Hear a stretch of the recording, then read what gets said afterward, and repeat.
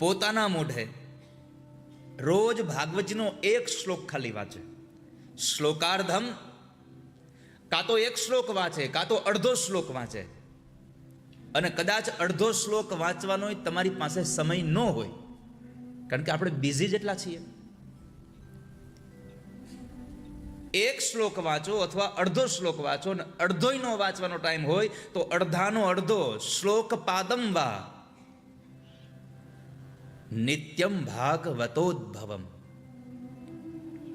નિત્ય જો ભગવાન ભાગવતજીનો આ શ્લોક વાંચવામાં પોતાના મોઢેથી પઠસ્વ સ્વમુખે નેવ, પોતાના મોઢેથી નિત્ય જો માણસ અડધાનો પણ અડધો શ્લોક, એક ઘડી આધી મેં પુનિયાદ, એક ઘડી નહીં તો અડધી ઘડી, અડધી નહીં તો અડધાની પણ અડધી,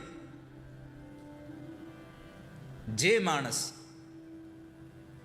ભગવાનની આ ભાગવતજીની આ મહાગ્રંથનો અડધો શ્લોક, અડધાનો અડધો શ્લોક પણ વાંચે, એવા લોકોને પરમ ગતિ પ્રાપ્ત થઈ જાય છે. સાથે બીજું કહ્યું, શ્લોકાર્ધમ શ્લોકપાદમ વા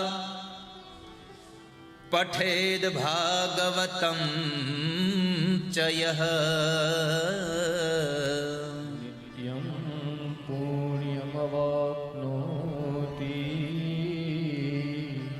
રાજસૂયાશ્વમેધયો. જે માણસ નિત્ય માટે એક શ્લોક, અડધો શ્લોક અથવા અડધાનો અડધો શ્લોક પણ રોજના માટે વાંચે, એવા માણસને બીજું શું મળે તો કહે છે કે નિત્યમ પુણ્યમ વાપનોતિ.